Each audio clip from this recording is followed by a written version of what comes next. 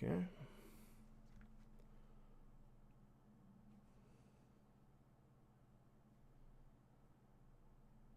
Just reorganize that real quick so I have a bit of an intro. Okay, I'm gonna hit. Then we'll do the news and we'll get into it. Okay, I'm gonna go ahead and hit play. Cool. And you're up and streaming now.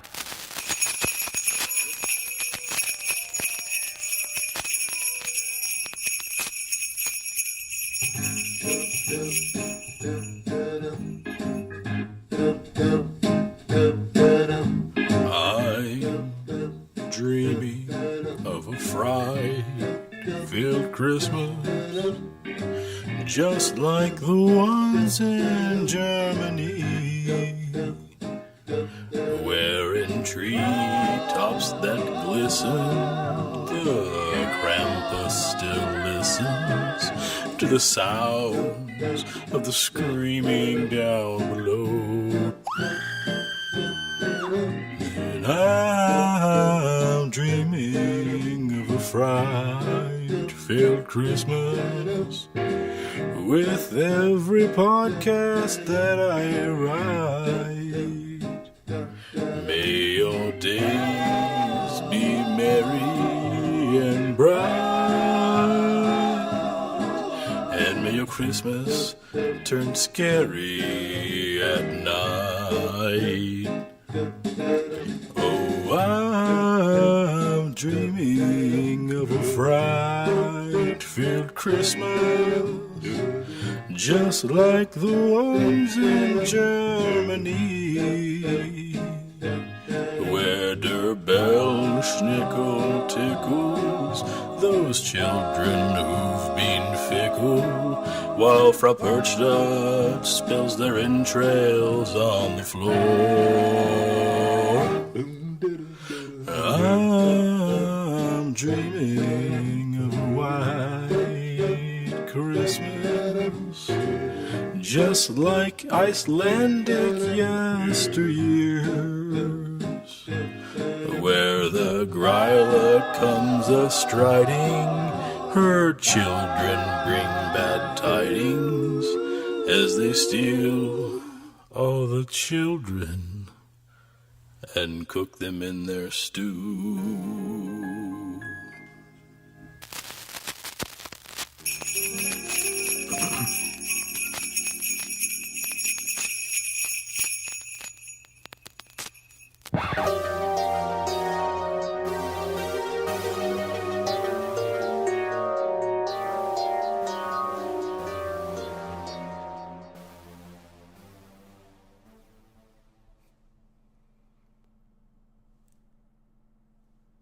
Well, what's up, YouTube? Hello, everybody, and welcome to our 2022 Christmas special. This is episode 260. I am Sean, and with me, always, of course, is my fearless sidekick and lovable co-host, Preston. Presto, how are you, buddy? I'm pretty good. What's up, all you cool ghosts and goblins, you crococoons and crocodingos and skeletors and skelettes, and I'm so sorry for that 2-minute and 52-second intro. Boy, howdy. What is I thought we were just doing there, the man? I thought we were just doing the original intro. I forgot that you had the old Christmas one. So I didn't know what the hell was going on. Yeah, buddy, you sent it to that's me, funny. and Yeah.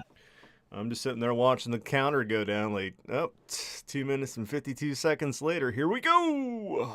Man, look at that. Here we go. Look at that. Well, buddy, here we are again. It's Christmas. The trees are all decorated. The presents are all wrapped with care, and the lights, they're all twinkling along our rooftops, and out in our yards, the 20-foot tall inflatable snowmen and reindeer are just flopping around with total disregard. So that must mean Christmas is upon us. Whoop. And as the stockings have all been hung with care and mistletoes have been hung in strategic places, we're back. Yeah. Oh boy. Oh boy. Well, let's not waste any time. How about we kick things off with a little bit of news that I, of course, don't have loaded up. Give me just a second. That's the beauty of live television, folks. Let's start things off with a little winter-themed news. Workers making salt brine at the State Transportation Department salt facility in McEwen, Tennessee, were making preparations for inclement weather last Thursday on the 15th when they made a startling discovery. They found a human heart in a giant pile of salt. So an investigation is underway like none other in an absolutely bizarre case. This comes after the gruesome discovery, of course, of a human heart at the Tennessee Department of Transportation salt barn. Now, the case is being treated as a homicide, which is now in the hands of Tennessee Bureau of Investigation. They'll be working on determining whether or not the heart was from a homicide victim, where it came from, who it came from, and just what exactly is going on. Now, oddly enough, they found no other remains, and the heart was discovered by workers of the transportation barn. At first, they thought it was a big rock, but instead, after cleaning it off, they realized it was a whole human heart that must have been in the salt long enough to completely dehydrate. A heart doesn't naturally leave the body as part of the decaying process, so clearly there's some human involvement here.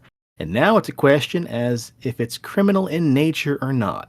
I'm going to err on the side of, yeah, that's fucking weird. The Morton Salt Barn provides enough bulk salt for the roads of Tennessee and draws from more than 20 facilities across the country. So that's going to be a big problem. You got 20 different states that it may have came from. But for now, there's no evidence the heart came from any of those other facilities, so a crime lab has been set up. DNA sampling, of course, is afoot, and they're trying to now determine where exactly the heart has come from. The Grinch. The Grinch that sold Christmas.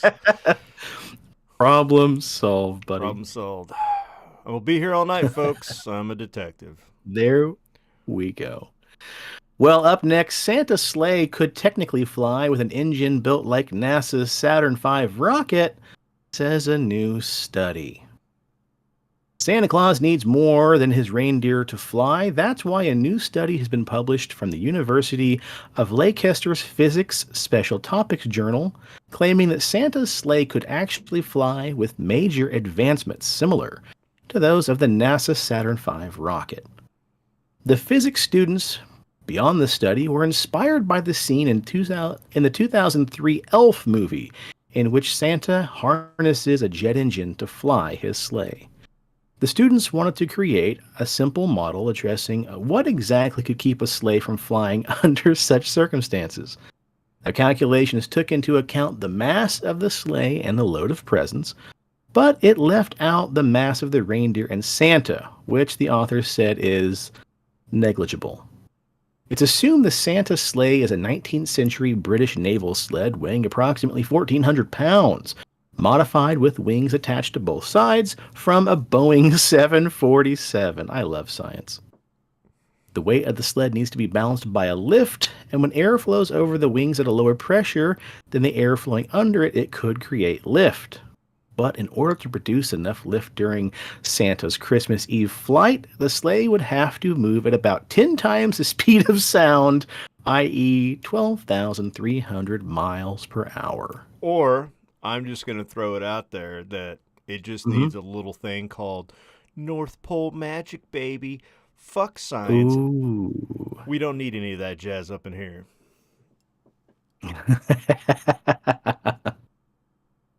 Oh boy. All right, now to lighten the mood as if it wasn't light enough. In our last news story, doctors warn against the surprisingly triple Xmas trend and say, please do not masturbate with Christmas tree ornaments. That's right. Get your jollies a different way. A United Kingdom doctor is raising eyebrows across social media by warning people of the dangers of masturbating with ornaments come Christmas time, which apparently is a new weird viral trend. It's not advisable to masturbate with Christmas tree ornaments, says Dr. Sarah Welsh, a gynecologist. She was listing the dill do's and dill don'ts of a Oh. scandalous Yuletide tradition which sees people hospitalized after getting their jollies off with everything from glass baubles to candy canes. Indeed, trying to make Christmas come early with the ornaments is apparently hazardous to one's health. Christmas ornaments can have sharp aspects or pieces that can break off during the act, which can cause soreness, the risk of trauma, and are just generally unsuitable for your downstairs. Even Christmas confections can pose a threat due to hygiene issues when concerned about pieces of candy breaking off.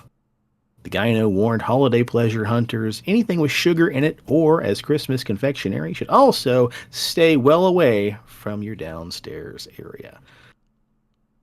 So that's it, folks. Get your holly jollies somewhere It's else. like that show on TLC that was Sex Sent Me to the ER, and somebody had like melted like like a 10-pound gummy and was like trying to pour it on, but then like it got too hot. What? Yeah, and so she had to go to the hospital with like 3-degree burns with her boyfriend, and they're like, "What happened?" And they're like, "Well, we were getting freaky in the bedroom, and this idiot melted a gummy bear in the microwave and poured it on me, and Oh no. I was screaming in the wrong way, buddy." I can imagine that Oh, happening with Billy. like a gingerbread cookie or like some ginger house frosting, like somebody trying to heat it up and spice it up. You know what? Uh-huh. Get your kink off in a safe way. St- Stop using the holly jolly fat man. Come on now. Ah, boy, howdy. But you know what? And That's the beauty of the internet, isn't it, folks? John on YouTube says, "Break me off a piece of that Kit Kat bar." Oh boy, Oh it melts in boy. your mouth and in your vagina. Well, Preston, the temperatures for many of us are falling, and the snow is beginning to pile up as the chill of the wind grows colder and begins cutting like a knife. Mm. And while we're filled with the holiday spirit, we can't seem to shake the feeling that something's out there and it's waiting and it's watching our every move, buddy. Mm. And while we've been here before, just a few different times, to warn you about the terrors that come along with old Saint Nick, like back in 2016, we talked about the cruel, creepy characters like Krampus and Der Schnickel, who might stuff you in a basket and carry you off to your doom. And Frau Perchta, who's been known to cut you open and stuff your belly full of trash and the other dirt she sweeps up from your dirty, dirty floor. But then we came back last year in 2021 to tell you terrifying tales of Hans Trapp, the holiday scarecrow that similarly, wouldn't you know it, cuts your belly open and stuffs you full of straw, making you your very own Christmas scarecrow. Or the Mari Loot, the horse-headed phantom who kicks down your front door and lets itself in to eat all your holiday leftovers and drink all your booze. And screams, "Surprise, motherfucker! I'm here to party." Where's the fries, motherfucker?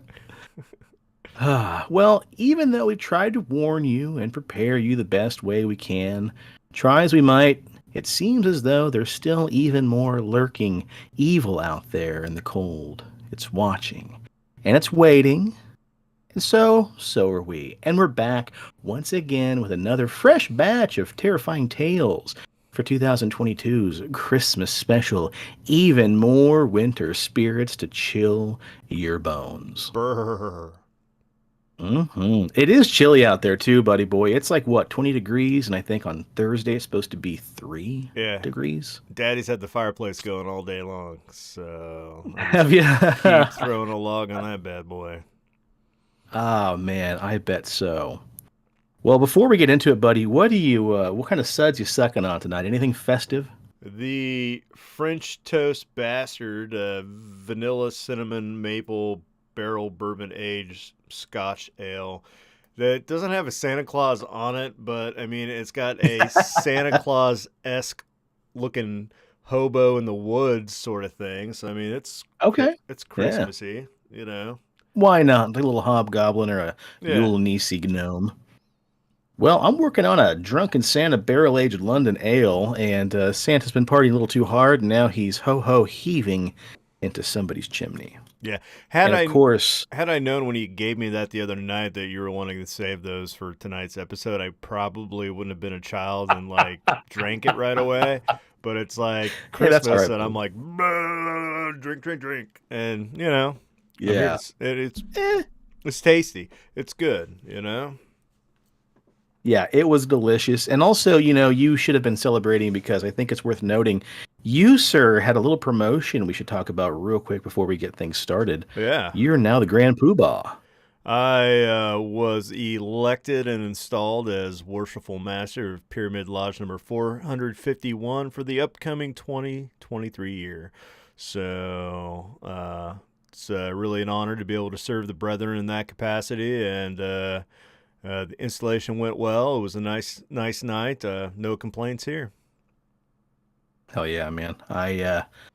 I'm real proud of you. And again, thanks for inviting us there too, man. That was a very nice glimpse into the masonry, and it's really nice being there to see you, buddy, and Yeah. to support you. So I'm super proud of you. Thank you. And unfortunately, it's just the two of us tonight on this episode, but I did bring along a festively decorated Elliot. That is Oh. our alien gray there in the background. Yeah. I dressed up And before we alien get any farther, Steven.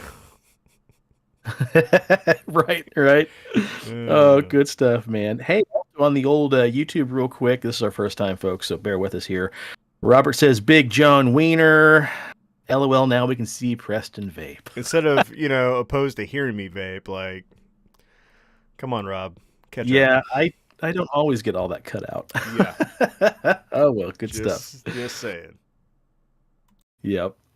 Well, buddy, being as though we've covered countless monsters from Europe folklore, this time around you kind of switched it up on us. We both talked a little bit about what we should do this year for Christmas.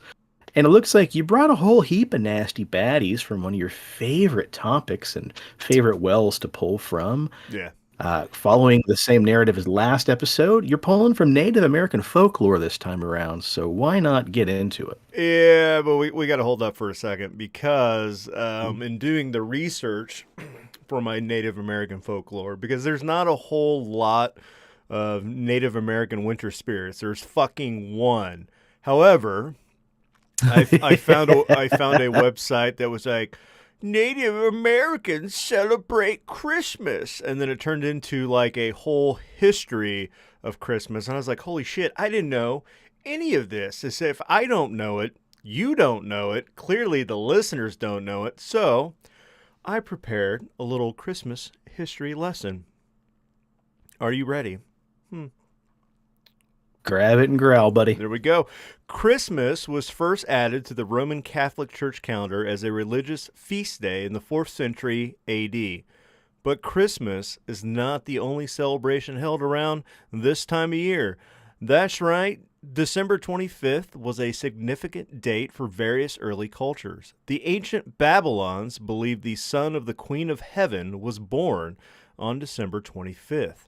The Egyptians celebrated the birth of the son of the fertility goddess Isis on that same date, while ancient Arabs contended that the moon was born on December 24th. The Romans celebrated Saturnalia, a feast named for the god Saturn, the god of agriculture, on December 21st. And I mean, I always thought growing up in the old US of A, we've always celebrated Christmas. That is not so. Christmas wasn't always celebrated in the United States the way it was today. In fact, Puritans of Massachusetts banned the observance of Christmas. Anyone caught observing the holiday had to pay a fine. Jackass. Connecticut had a law forbidding the celebration of Christmas and the baking of mincemeat pies, which the second part of that I can agree with. Those are gross. Before the Civil War, the North and the South were divided on the issue of Christmas, just like many other things. Most Northerners thought it was a sinful display, while Southerners saw it as an important social occasion. They were just there to fucking party, man. That's what it was. I mean, yeah. Yeah. Yeah, that's fair. Me too. The first 3 states to make Christmas a legal holiday in the South were Alabama in 1836, Louisiana and Arkansas in 1838, and it did not become a U.S. national holiday until 1870. Wow. Holy cow. Yeah. Yeah. Countless legends are told about the patron saint of giving known as Saint Nicholas. He's been the patron saint of Russia, Moscow, Greece, children, sailors, because fuck, they need all the help that they can get, prisoners, bakers, pawnbrokers, shopkeepers, and oddly enough, wolves. I don't know where that came in, but we're going to roll with it. Might as well. Yeah. And there's a fuck ton of names for this guy around the world. In Belgium, Santa is known as Père Noël. In Brazil, Papi Noel. Chile is Viejo Pascuero, Old Man Christmas. In China, Dunchi Lao Rin, Christmas Old Man. In the Dutch culture, Sinterklaas. The Netherlands, Sinterklaas. Christman. Finland, Joulupuki, which means Yule Buck. In France, he's Pierre Noel. Germany, we have Weihnachtsmann or Kris Kringle. Well, that's kind of lame. Hawaii, it's Kaneko Laka. Hungary is Michaelis. Italy, Baba Natale. Japan is Hitrosho, a god priest who bears gifts. I actually kind of like that one. That sounded very Russian. Yeah, well, you know, I can't pronounce things right and I can't do accents, so we're going to go with it. You were doing really great until you got to Japan, but you know what? We'll allow it. Norway, Huli Nissen, the Christmas gnome. Yule Nissen. Yule Nissen. Yeah, which is just like the Yule Nissen. Yeah. Morocco, by far my favorite one, Black Peter. Black Peter. Just gets to the point right there, dude.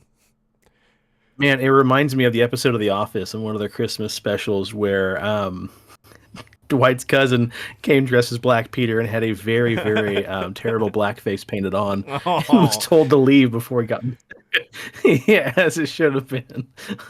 I'm gonna let you take a stab at the Poland one. Sweaty Malika. I'm going to go with Sveti Malikov. There you go. Mikolov. Sveti Mikolov. Yeah, we got in Russia the Dead Morzo. Sweden, Hulupmin.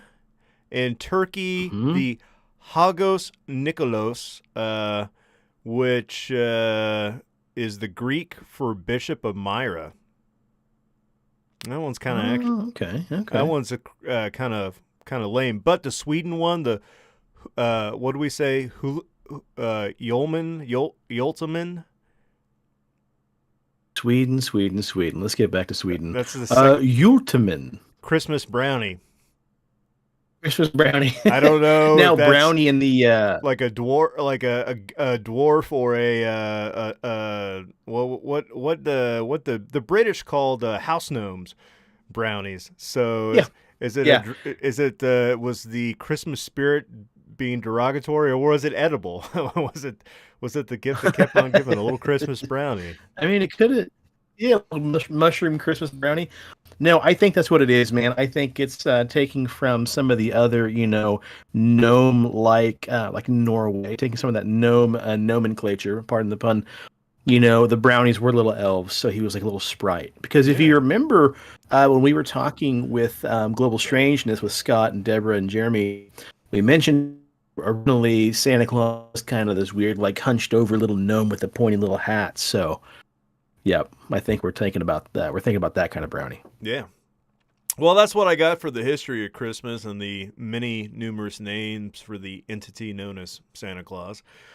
Now on to the Native American spirit that I found, which is, the story was titled, "A Cursed Former Tribe Member, the Flying Head, Seeks Vengeance for the Murder of Elders." The tale of the Flying Head, or also known as Big Head, is a cannibalistic monster belonging to the mythology of the Iroquois or Wyandot peoples of North America, appearing as an antagonist in numerous stories and legends. According to native folklore, during an especially severe winter prior to European arrival, an unknown tribe in New York State was suffering a famine. The young men wished to move the tribe across a great lake to seek new opportunities, while the older men, believing the famine was a punishment for their crimes by the spirits, desired to stay and endure. Enraged by the old men's stubbornness, the young men killed them. Fuck those guys, they're old. They don't know what they're talking about. They're sitting there walloping off heads, decapitating bodies, dropping everything into the lake. However, one of the young men involved in the massacre became entangled in a pile of heads, falling into the lake and drowning. From the lake arose a giant head, taller than a man, coated in thick black hair, possessing wings and talons which would perpetually hunt and haunt the tribe. After destroying those responsible for the murders, the flying head began terrorizing other tribes, during which time the Iroquois faced the demon. After being plagued for many years by the monster, including a famous folktale in which a young Ojibwe, Ojibwe? Yeah, there you go. Hunter's dogs sacrificed themselves to save their master from the beast. A woman roasting acorns on an open fire was visited by the creature. Believing she was eating live coals, the flying head grew terrified at the strength of the Iroquois people and fled, never to return. Maybe that's how we got the song Chestnuts Roasting on an Open Fire, you know? Keep that shit going. It's about warding off demon heads? Yeah, I believe it. The hill where the unknown tribe's village was located is widely considered cursed by native people. 3 hotels have... Oh, shit, there we go again with the hotels. Have been built on the sacred site in modern times, and each one has suffered a short and unsuccessful lifespan before mysteriously burning to the fucking ground, naturally reinforcing the superstition. Yeah. So, yeah, you know, Native Americans got their winter spirits too, and it ain't pleasant. But anyways, I found this Turkish guy that we've never covered before. I'm like sitting there going through websites and I'm like, wait a minute. I mean, it sounded familiar because we did that 2016 episode. We talked about the Kilikankos, which are those little fucking hellish demons in Greece that go around. And it turns out they're fucking they're stupid, because if you're getting plagued by them, you just open up your door and like throw out like, you know, a dozen dirty shoes or like some lima beans on the ground. And they're like, wait a minute, we got to count. Is it 1, 2, 3, 4? And then in the middle of counting, you just start throwing out some more. And they're like, oh shit, James, we lost count. What do we do? Well, God damn it, Billy, just start over. Those guys. Yep. Anyways, the Turkish people, they're just like, I mean, their demon, spirit winter demon, kind of sounded like that. So they gave it a very similar name, a Karank Konkolos, which is a malevolent creature from the northeast Anatolian, Turkish, and Bulgarian folklore. It is a variety of boogeyman, usually troublesome and rather harmless. However, sometimes, especially during winter, it can be a true bastard. The Krankkonkolos is generally portrayed as a cross between the devil and a Sasquatch. So imagine Satan came up from hell one Christmas Eve, and he's out there in the Turkish woods, and lo and behold was a female Sasquatch. And he was like, well, hey, baby, what are you doing, mama? Ooh la la. And they were, making some... sweet, sweet, devilish love by the Christmas... Turkish delight, you might call it. Yeah, Turkish delight by the fire, and out came this bastard 9 months later. And, as I stated earlier, the name probably comes from the Greek Kilikanzaros, which we covered in the 2016 episodes. So... It makes me think of that song, Devil Went Down to Georgia, but instead it was, Devil Went Down to Turkey, he was looking for a squash to fuck. Oh, yep. 9 months later, he was shit out of luck. Right. Yep. High and dry. High and dry. To hell. So, according to late Ottoman Turkish myth, they appear on the first 10 days of Zemhiri, the dreadful cold. wherein they stand on murky corners and ask seemingly ordinary questions to the passerbys. So, in order to escape harm, one should answer each question using the word kara, the Turkish word for black, or risk being struck to death by the creature. So, for example, Sean, you and I are in the Ottoman Empire, and we're out about Christmas Eve, and I'll go first. And there's a devilish-looking creature standing in the corner, and he's like, excuse me, good sir, could you tell me what the coldest night of the year is? And I think about it for a second. I'm like, oh, it's easy. It's the blackest Tuesday there ever was, which was last week. Boom, safe. He shakes my hands, sends me along my way. Up comes Sean, walking down the street, whistling, twirling his little cane around with his little top hat. And he's like, oh, excuse me, sir. Could you tell me what the coldest night of the year is? Sean, being a dapper bastard's like, fuck, it was last Wednesday. Boom with the cane, off with the head, shoves your body in a bag and drags you to hell. That's how it happens. Fair. Yeah. Fair. I like it. Yeah. It is also said in Turkish folklore that the Kara Krankolos could call people out during the cold Zamiri nights, imitating the voice of the loved ones. The victims risk freezing to death if he or she could not awake from this charm. The Bulgarian name of the creature, I'm not even going to fucking try to pronounce that. Anyways. Ooh, but you should. It's Christmas. It's Karka Kunduli. Karka Kundul? Yeah, I don't know. It's close enough. Anyways, there's like a ritual or a custom that is used to scare away the creature and to avoid contact with it, and it's called the kukri, which is also a fucking knife that's like S-shaped that you can cut people with and gut them. I think that's kind of like... Yeah. Huh? Yeah, I think that's a weird coincidence that it's the name of a weapon, but also the name of a ritual to get rid of this half-devil, half-Sasquatch fucker that it's going to beat your ass and then the Christmas Eve. So, anyways, on to your shit. Sometimes you just got to get a bigger knife. Yeah.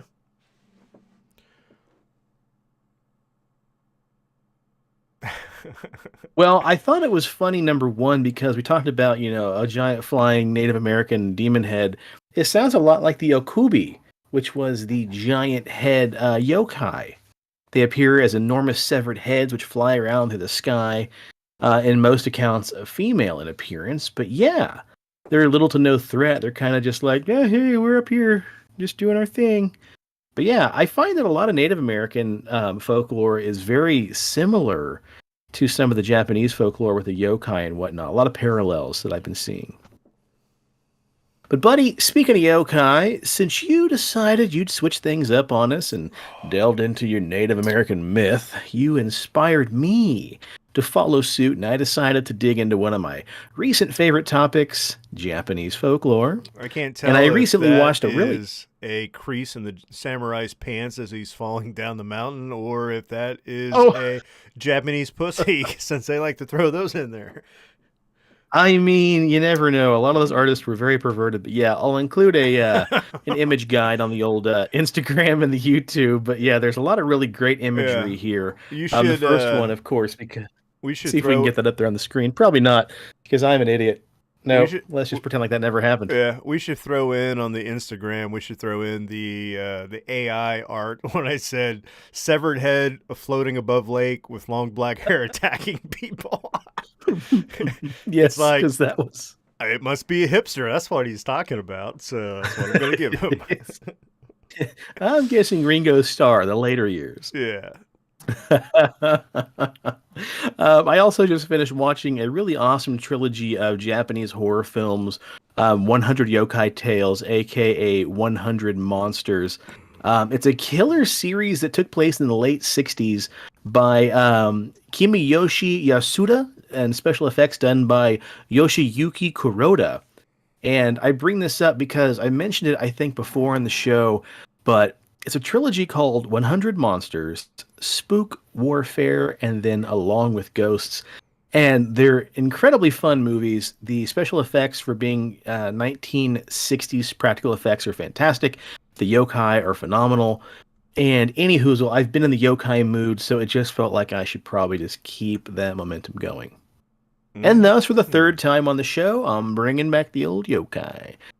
But this time, we're skipping past the warm weather spirits like the cheeky little water-spitting kappa and the butt-wiping korote, and we're jumping into the weird, wonderful world of winter yokai.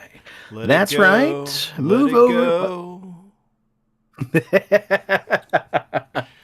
So move over, Karakadongyul, or whatever that monster was you were talking about. Oh man, that was a way better pronunciation.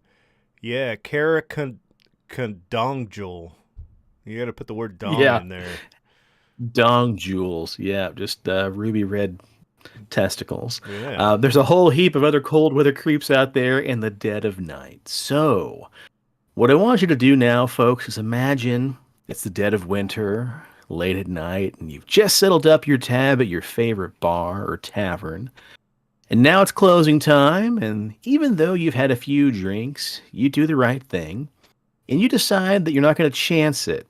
You're going to leave your car parked at the bar, but instead of calling an Uber or even a Lyft or a friend, you think to yourself, you know what? It's not that far for me to walk home, and it's not even really that cold out.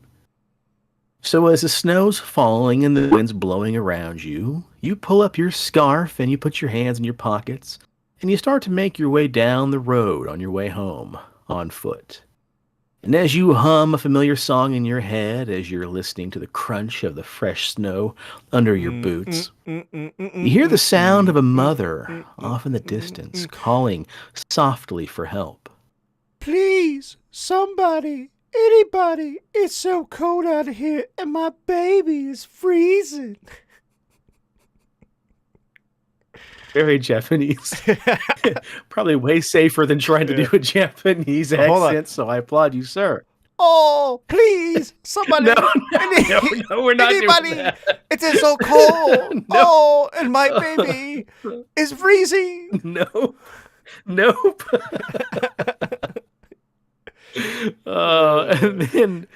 then you see her off in the distance as she stumbles towards you. And you come upon a poor young woman dressed in a thin white kimono with long dark hair flowing in the wind. Her fair skin almost appears alabaster as it looks like it's almost glowing in the light of the moon. As she nears closer to you, you also see that she's desperately clutching a small baby close to her chest. And when you make eye contact with her, her face lights up, and she holds out her baby to you, begging for help, begging for you, please, just for a moment, to hold the child and keep it warm. And against your better judgment, without thinking, you reach out and accept the shivering child, and quickly press your warm cheek against its cold flesh. And then before you know what's happened, however, your skin begins to tingle, your breathing becomes slower, and your limbs lock into place as your blood starts to turn to ice. And you realize you should have just kept your head down. You should have ignored her cries, because those were the cries of the Yuki Omba. But now, it's too late for that, because you're standing there trapped, a frozen meal for the Yuki Onba and her cannibalistic demon offspring, the Yukinko. So the first yokai of the evening is that of the Yuki Onba, the spirit of a vengeful woman, sometimes said to be a vampire, sometimes a succubus, and sometimes she's just an angry ghost with a score to settle. Or, but again, this all depends. Paul McCartney, Oko Yono. Nice one. Yeah. We'll allow it. Of course, this all depends on the area of Japan where the story's coming from. But a legend coming from Hirosaki City in the Amari Prefecture says, it was a dark and snowy night, and on dark and snowy nights, travelers sometimes encounter a poor woman holding tightly to a child, standing in the middle of a forest alone. The woman will approach a man and beg him to hold her freezing child. If the man accepts and holds the child, then he's frozen forever in the spot. Unable to move, the Yuki Onba then laughs as snowdrifts build around the man and freeze him to death. But if the man refuses to hold the child, the consequences are equally deadly, because a Yuki Onba will then pound the man on the head in a rage, driving him into the snow as a giant helicopter flies by and ruins the mood. Like a hammer hitting a nail. Either way, the man becomes a feast for the Yuki Onba and the demon spawn. But one clever warrior got the better of the Yuki Onba. Accepting the offered child, he also took out his short sword and held it between his teeth. And as he held the child, he pulled its head closer to the dagger. And finally, when the sword was a hair's breadth away from slicing the child, the trembling mother asked the man to please return her child, and the warrior did just that, and returned the child to the frozen mother, who wept with joy. Then the Yuki Onba was so grateful, she showed the warrior gold and gifted him. Sorry, she showered him. That's a typo on my part. Showered him with gold and gifts from the supernatural. A golden shower. We don't know. We weren't there. Yeah. Pixar, it never happened, right? Yeah. Another telling of the story, though, comes from Miyagi Prefecture, where a group of samurai were on duty guarding the borders of their lord's town. They camped in the forest and huddled around the fire at night just to keep warm. And as they sat around the fire, they started swapping tales, as you do. One samurai said the woods that they sat on that very night were terrorized by the Yuki Onba, and that she had been seen only recently. His companions, of course, laughed and chided him for believing in children's tales. But eventually, one of the warriors excused himself and headed off in the dark forest to take a leak. And as he went further into the darkness of the forest, he noticed a dim outline of a beautiful woman clutching what appeared to be a baby. So he approached cautiously and saw the woman was crying. She asked the samurai please to hold the child to protect him from the cold. The samurai, being captivated by the woman's beauty, was so moved by the sympathy of the scene he was in, he took the baby into his arms. And then, to his surprise, the child is colder than the very snow surrounding him, and it stuck fast to his arms. He couldn't put it down no matter how hard he tried, and the child slowly began to grow heavier and heavier, causing the warrior to fall down to his knees under the sheer weight. The last thing he ever saw on earth as the child began to grow and grow was the woman's tear-filled face slowly turning to a broad, grim, growling smile across her face. The next morning, his companions found him frozen solid, clutching a giant icicle, which I like to imagine was his pecker because he was peeing out there in the snow. Oh. Mm-hmm. After other encounters with a deadly Yuki Onba, the samurai were determined to rid the town and set off hunting her into the forest. One warrior came across a tiny child running freely through the snow. So the man was shocked, as the child was so small, and he came up only halfway to his knees. So he chased after the child, and then something incredible happened.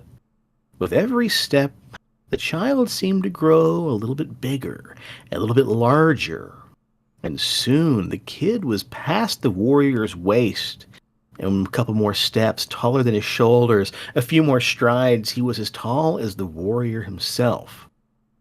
Suddenly the boy turned around and grinned, and he kept growling.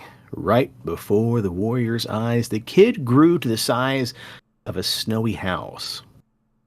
Stealing his nerves, however, the warrior drew his sword and charged the gigantic snow baby, slashing with all his might.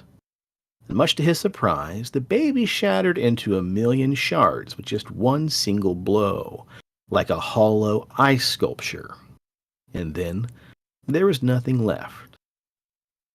Soon after the event, for whatever reason, that Yuki Onba and her child were never seen in the forest, and they were finally rid of the terrible yokai.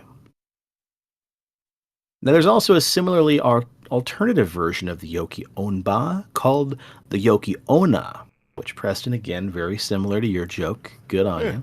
Yeah. The Yoki Ona, in some cases, is the same entity, but in other stories, she's actually a totally different yokai altogether. Sucks the life out of The John Yuki... Lennon. Ooh. Hey-oh. The Yuki Ona is one of Japan's most well-known yokai, with stories of her being a dreadful snow vampire of the mountains, all the way down to being a loving bride and faithful mother. She'll commonly appear as a beautiful young woman with snow-white skin and long flowing black hair, which contrasts the whiteness of her skin. No matter how cold it is, she's often seen wearing a thin, sheer white kimono, usually described as a summer kimono, being far too light and far too thin for the cold weather. And she's got some icicle nips going on. Like, dude, it's just a bad deal all the way around. In many stories, the kimono is pale enough. Let me warm up those nipsicles. You're kind of skipping ahead to a different yokai, so you're not really too far off. In many stories, the kimono's pale enough to be translucent, with the garment thus exposing her white skin underneath. The Yuki Ona travels on the wind and appears on days with light snowfall, walking around the town while swinging her white gohi wand, shouting, "Please, please give me water, hot or cold," to anybody she meets. And if you give the Yuki Ona cold water, well, then she swells inside, much like the previously mentioned demon snow child. But if you give her hot water, she'll simply melt and disappear. She lives on by sucking the Siki, aka vital energy, out of the human body. Or jizz. She extracts the Siki by first freezing her victims to death, by sucking the souls out through their mouths. This type of Yuki Ono is particularly nasty in Nagita, which is where she's said to particularly prefer the souls of children. The first known written account of the Yuki Ona actually came from Muramaki period of 1333 through 1573. A monk named simply as Sogi wrote about his travels to Ichigo province, modern-day Niigata prefecture, and his encounter with the Yuki Ona. Sogi writes that he went out for his house. Jesus, if I could only read. Let me get another drink of this right here. You're thinking about those ice nips, you pervert.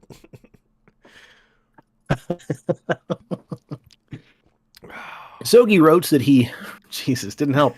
Sogi writes that he went out of his house one snowy morning and saw a beautiful and unusual woman standing in his frozen garden. The thing was, she was huge, nearly 10 feet tall, with skin whiter than any human being he had seen before. And although her face was young and beautiful, her hair was stark white, with huge hanging loosely around her shoulders. Her kimono was white to the point of being translucent and was made of some magical gossamer fabric that clung to the woman's body. Sogi attempted to speak to her, but as soon as he did, she vanished into the snow. Cut that part out. There you go, folks. Again, live TV. Another common tale of the Yuki Ona is about two woodcutters, a father and a son, who were trapped in the forest during a sudden blizzard. Now, they took shelter inside an abandoned cabin, huddled together with their wet clothes next to a meager fire. In the middle of the night, the son awoke at the door being banged open, and an ethereal, beautiful woman came walking inside from the blizzard. The woman crept slowly over the sleeping father and blew her breath onto him, while then sucking up his living essence. Preston, the joke's too easy. As she turned to do the same to the son, she paused, being captivated by the son's youth and beauty. The Yoki Onna said she'd let him live, but only on the condition he never speak of that fateful night and the death of his father. The following winter, the young man was standing in his doorway when a beautiful woman traveler came walking by. The man, being a kind-hearted soul, offered her refuge from the elements, and the woman accepted. They quickly fell in love, and the woman never made it to her destination because they stayed on as a married couple, living happily for years. They even had several children together.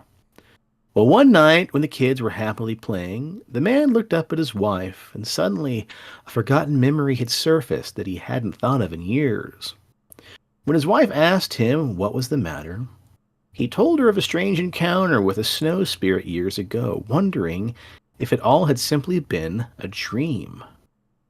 Suddenly a smile fell from his wife's face, and she revealed that she herself was that same very Yuki Onna,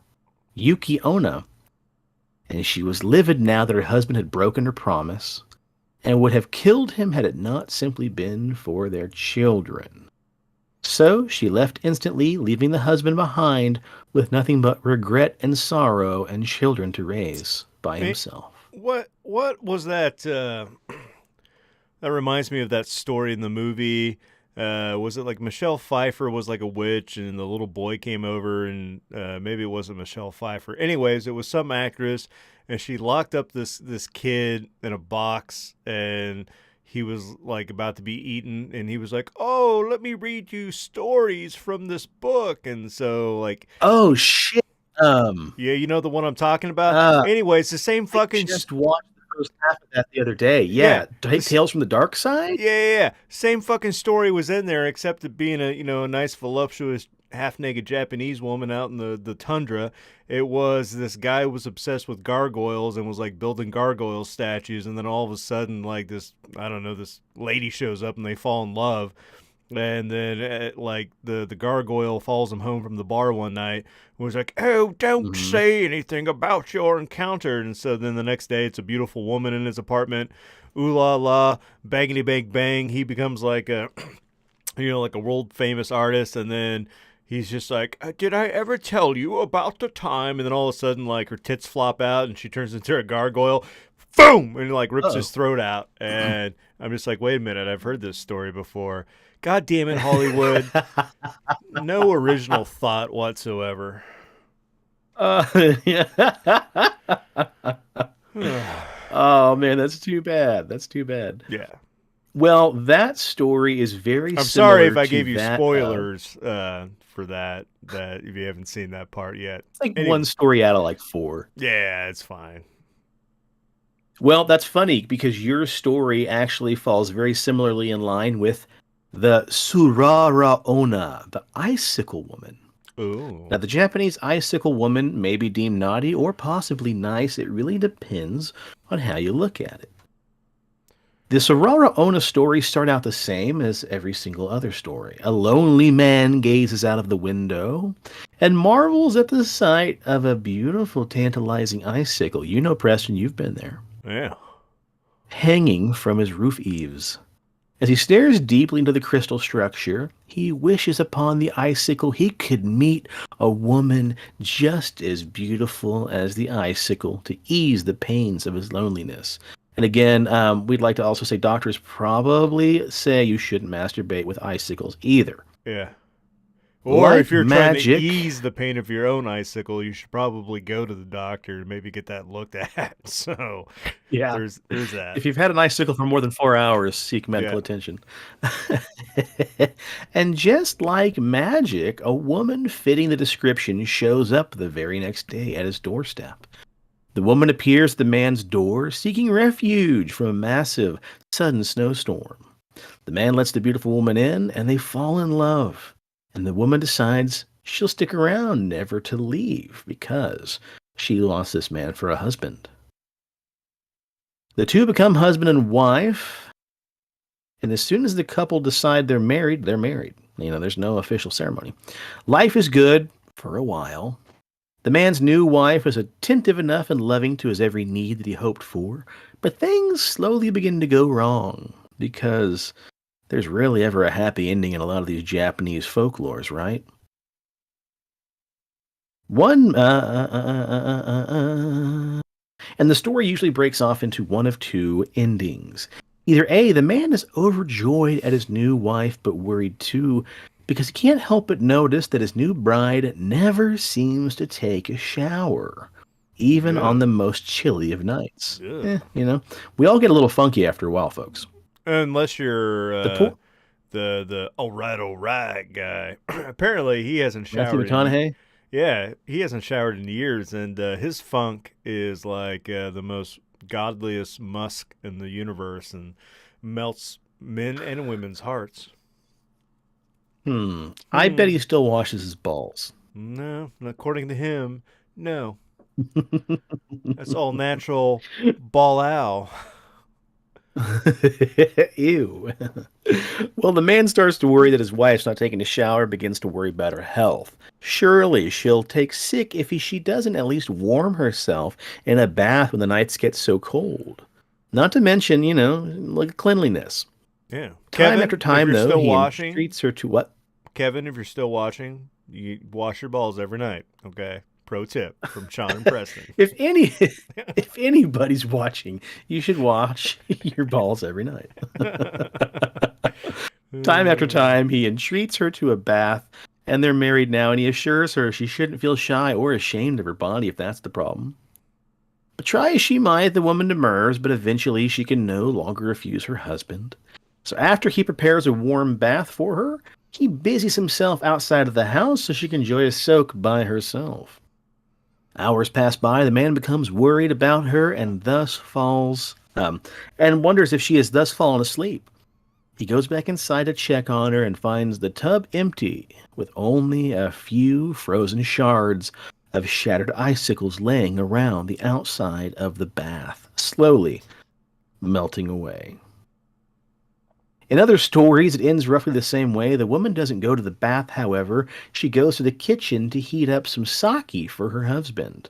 After a long wait, he realizes she's nowhere to be seen, only to discover shattered icicle shards around Real quick, empty sake cups on the floor. real quick, is that the American version of the sandwich maker? Maybe. uh, Wow. Oh, hell's bells, rock and roll. Well, no snowy yokai tale can be complete without the Oshiroi Baba, the snow yes, hag. dude, you had me at the word This hag. yokai, I know I would, yeah. Yeah. This is the yokai that likes to party, Preston. She's an ancient woman with a black. Oh. See, I thought I was getting attacked by that Turkish monster. She's an ancient woman with a back severely bent by age. She leans over a bamboo cane wearing a ragged kimono and a massive straw umbrella that's covered in a heavy layer of snow. In one hand, she's got a bottle of sake, and in the other, she's dragging a bunch of broken mirrors. This yokai woman who comes out during heavy snowstorms brings hot sake for those in need, like some kind of alcohol-bearing Santa Claus. Oh, But I now like her hold on there, already. Preston. Yeah, well, hold on there, Presto. You want more hags. I got more hags, because that one is kind of boring. This one's really going to heat things up. Hopping on one foot and eternally hunting for children to eat. Don't look now, Preston. It's the Yukinba, one of Japan's most horrible snow monsters.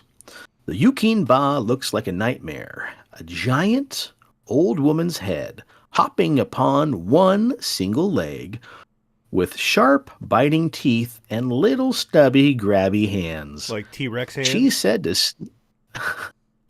said to sneak around hiding behind trees, and when she sees unsuspecting victims, she calls out, disguising her voice as a harmless elderly woman. Oh, hello. Oh, hello, kind young You man. don't have to do the accent, God. Please, please, young man, I need help.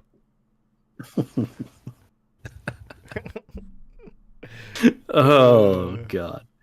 And then, boom! As soon as the victim hears Preston's terrible accents, usually a man, by the way, who answers the Yukinba.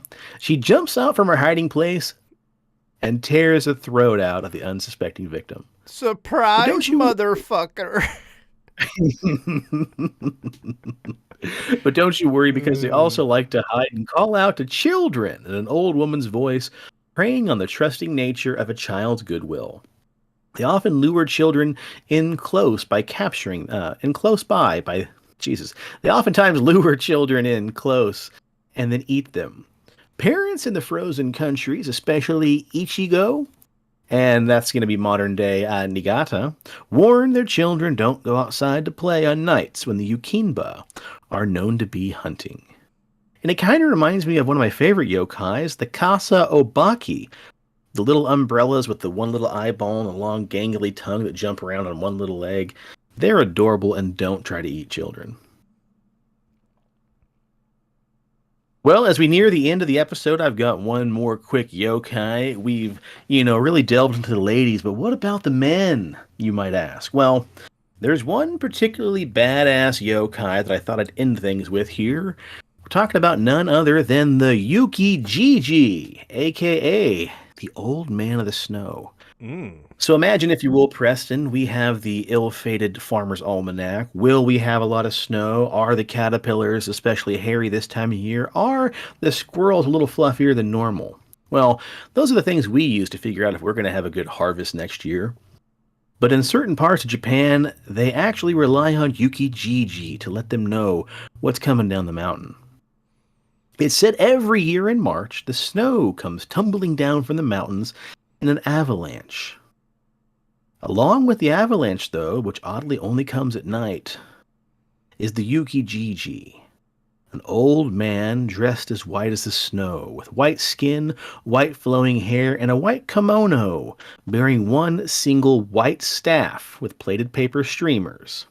He rides the avalanche down from the mountains just like a professional snowboarder. Seated upon it as the snow tumbles down the slopes, depending on how far away the avalanche travels, the Yukijiji will then either bring a good harvest or a poor one. The Yukijiji is thought to be an ancient mountain god, properly termed as a kami, not even a yokai in some cases. The presence of his staff, used in Shinto rituals, marks him as a sacred god with his connection to the harvest. So yeah, there you go. You want to have a good harvest? Just hope that this, old man snow surfer wants to come down the mountain and makes it right past your village, covering your crops, thus to ensure you have a good season. So, if Shaun White, Tony Hawk, and Yoko Ono had a three-way, he would be the outcome? Sure. Okay. I just needed you to help me put it in perspective. I need to visually see it. Oh my gosh. Riding down the mountain, he's like, oh, surprise! You get shit. What's in the box? My brother asked, he said, wax on, wax off prefecture. And then he asked if you're offering to help clean those salty balls. I mean, somebody's got to do it, Kevin. Holler at your boy. Holler at your boy. He'll do it with his good hand. Or I'll do it with my bad hand, Job may or may not get done. Way. Yeah. Well, presto, buddy, that was a good time, man. I really enjoyed delving into some Japanese and some Native American folklore here. So, you got anything else, or has our tank runneth dry? I think our tank is runneth dry. Like, we're kind of screwed for next Christmas. Like, we might just have to do a rerun because we've delved into like so much. Unless I go back and be like, let's talk about the Babylonians and the moon being born. Merry Christmas, and people are like, what the fuck are those guys going on about? Like, I don't know, man. You know what Christmas story we've never actually tackled, which I'm kind of surprised? No. Old Whitley Strieber and Communion. No, that happened on Because Christmas? you haven't read the story. No, I was. Technically, a lot of that happened on Christmas. We were today getting ready for Blake's bedroom being built, so I had to like reshuffle shit out of that room and put it in the main room in the basement. And like there was a stack of books on the shelf in there, and I picked it up, and I'm like, communion. That's what happened to that book. Whoops.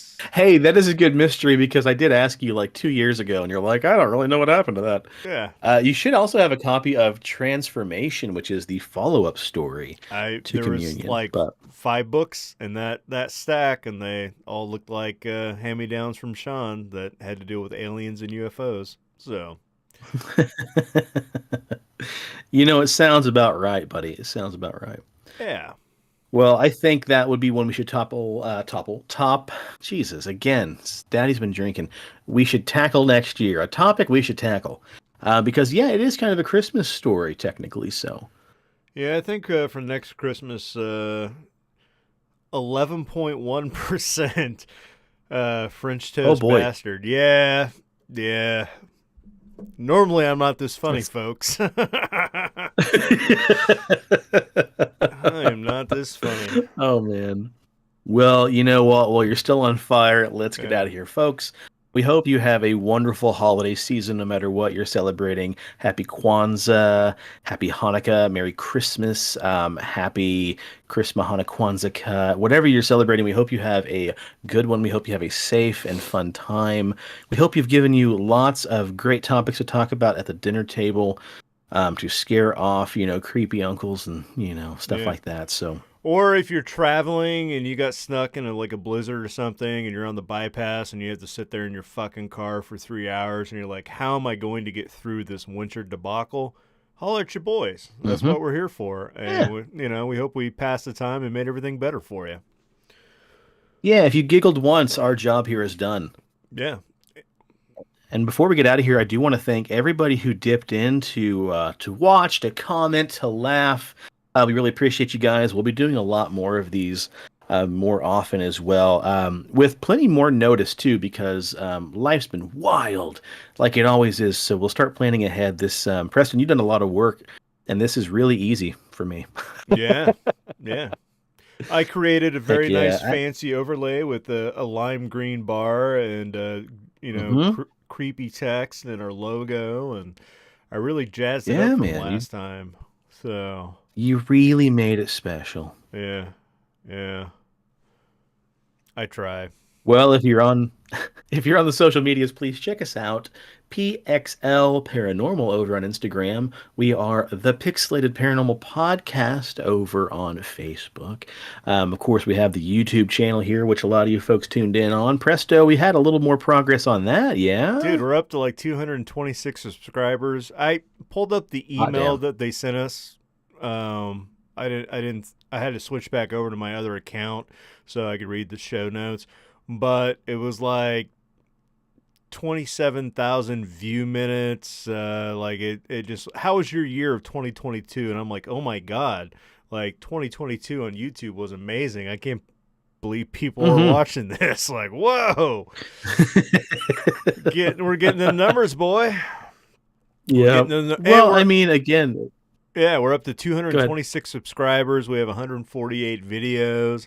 So if you're watching this tonight, Kevin, John, and anybody else that commented, like, subscribe, and share with all your friends. Tell them all about it because they can go back and watch this live video and put a face to the voice and have a grand old time for Christmas. Mm-hmm. Hell yeah, man. Definitely. Yeah. And then, man, there's something else I was thinking of, and it kind of escaped me here. Yeah, it's gone now like a fart in the wind. So, anywho, thanks again, everybody, for joining us and for watching. We appreciate the support. And if you could, please rate and review us on iTunes. Now on this new feed, we've had a few ratings trickle in. We appreciate that. If you're on Spotify, if you wouldn't mind giving us a rating on there as well, it really does help, especially gain some momentum back from having to switch over that feed. That would be greatly appreciated. And you know what? Keep the emails coming too. We'd love to get some more listener stories from you guys to share. It would be a fantastic thing if we could. And I don't know, man. I was thinking about maybe putting out the old APB for some questions. Maybe we could finish out the year doing a Ask Me Anything like we normally do. That'd be a lot of fun. Yeah. And as Oh, always, yeah. if you need a beard, if you want a beard, if you're out in the Japanese forest in the middle of winter and you come across some ice nips and you need to warm those puppies up, what better way to do it than a little Big Dob's beard balm in your beard? That's right. That's how you spice up your life with Big Dob's beard balm. And you can go over to bigdobsbeardbalm.com and use promo code PXLPARA for 20% off your order. And pick yourself up some scents like Bay Rum. Those will melt those nips super quick. Fresh, citrus, mints, and the old-time favorite, classic. Get it all. Huzzah. And get it at Dobbs. Look at that. That was fantastic. And if you're in the Wichita area, please stop by, see our beautiful, wonderful friend Leslie and the rest of the gang over at CD Trade Post, Pawnee and Seneca. And I want to drop a couple more plugs here. And if you're in the Wichita area, also check out The Gate, which is a really badass record store, horror merchandise store, heavy metal store. It's a fantastic place. Go check out The Record Ship, another brand new local record store. They're fantastic. I actually found a highly sought after copy of the Halloween 3 vinyl over there. Spectrum Music is pretty badass as well. Another really killer local record store. There's a lot of really cool stores here in town. Skip Starbucks. Everybody goes there. Instead, check out Espresso to Go-Go. They're fantastic. If you're looking for some really unique gifts, go by Lucinda's down in Old Town. There's some really badass stuff down there. There's so much cool stuff in Wichita, man. Shop local, all that good stuff. So yeah. Awesome. All right. Well, until next time, folks, Merry Christmas, Happy Holidays, and cheers to the weird shit in the world and those of us that love to talk about it. And stay spooky and stay on the paranormal highway. The cast at Pixelated Paranormal would like to thank you for listening to this week's episode. Pixelated Paranormal. All right, now here's is the here awkward to tell you stuff of tales what do I of the do with my fantastical, hands? The strange, the I'll unknown. go ahead and end my Tales that recording will on move you my a little further down the paranormal band. highway.